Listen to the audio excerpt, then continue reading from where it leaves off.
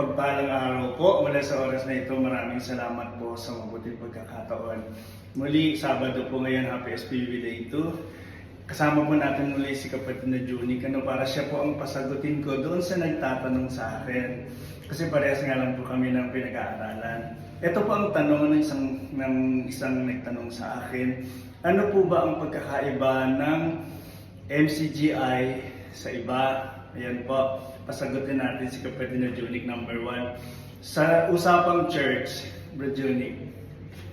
Ang pagkakaiba po ng MCGI kung pag-uusapan ng church, kami po ay hindi nagtayo ng sarili naming church, kundi po umanib lang po kami sa church na nakasulat po sa Biblia. Ayan, kaya naging MCGI or Members Church of God International po. ayun po. At doon po sa pamumuno.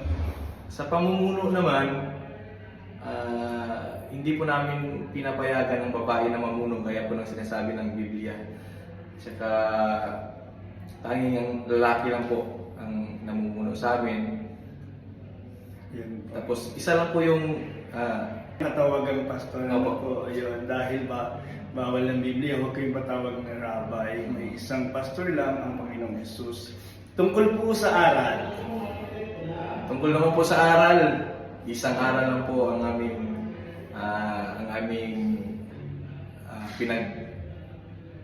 pinagbubulay-bulayan, kasi po isa lang po yung aming mga ngaral.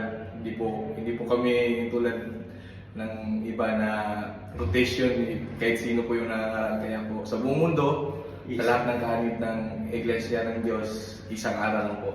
At yun sabi sa Biblia. Meron din sa awit. Opo. May isang awit. May isang awit din po kaming ginagawa sa pagtitipon. Lahat-lahat yun, buong mundo, Sabay-sabay. sabay-sabay po yun. Kaya po Sa- nasabi sa Biblia. Sa bautismo po. Gaya po ng sinasabi ng Biblia, may isang bautismo lang din po kami. Kung saan, sa bahay po ng Diyos, yung isang bautismo, kung saan nandun ang pangalan ng Diyos, Yan. pangalan ng Ng Ama. Ama, sa ng Iglesia. Anak, ng Espiritu Santo. Alam niyo, Brad Jonic, nang hindi pa ako nakakaanib, alam niyo po ba na 3 beses akong nabautismo? At saka yung bautismo na ko, picnic. Di ba, nandun na yung laro. Makarelate ako dyan, brother. Ganun. Ilang beses po kayo nabautismo? Ako, kung isasama natin yung sa Katoliko, pangatlo din. Ang pangatlo, pero ngayon pa napakasolim ng bautismo dito kasi nandun nga po ang kaligtasan o paghuhugas sa tubig ng bautismo. Tungkol po sa pag-aabuloy. Sa pag-aabuloy naman po, gaya po ng nakasulat sa Biblia, nagbibigay po kami ayon sa pasya ng puso, kasi yan po yung kalugod-lugod sa Diyos. Wala po kaming ikasampu, tapos wala pong pilitan. Talagang kung ano yung pinasya ng iyong puso, yan yung ibigay mo po. Tsaka bawal mag-abuloy ang... Bawal po magubuloy sa amin yung hindi pa po nadoktrinahan, hindi pa po kaanib yung mga bisita. Hindi pa kami ano po. Ayun.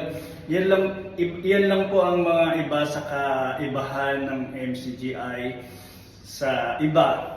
At sa susunod pong pagkakataon, kung kami may time ulit, magsishare ulit kami sa iyo. Ayan. Brad Junic, imbitahan po natin sila, lalo na yung mga hindi pa ka-membro sa Lunes. Anong gagawin natin sa atin? Sa Lunes po ulit, gaganapin po ang Mass Indoctrination po. March 25 po. 8 p.m. po dito sa Japan at sa Pilipinas 7 p.m. Ayun po. Sana po pagdaanan natin ng oras. Doon po, lahat ng aral, yung mga nabanggit po namin, kakonti lang po yun. Doon niyo po matutunan ang lahat ng aral at pagkakaiba sa iba reliyon. Kaya sana po pagkukulan po natin ng oras para po sa ating kaluluwa. Yun po. Isa dito po sa Japan, 8 o'clock sa FB Live, YouTube, MCGI channel. At pwede po kayong mag-message dito sa messenger namin. At kami po magre-reply kahit saan po kayong sulok ng mundo. I-amin po kayong ilalapit doon para makapag doktrina. Yan, milyong salamat po sa Diyos. Salamat sa Kapatid, Diyos. maraming salamat ulit. Samahan po tayo ng Panginoon. Salamat po sa Diyos. Pag-ibig.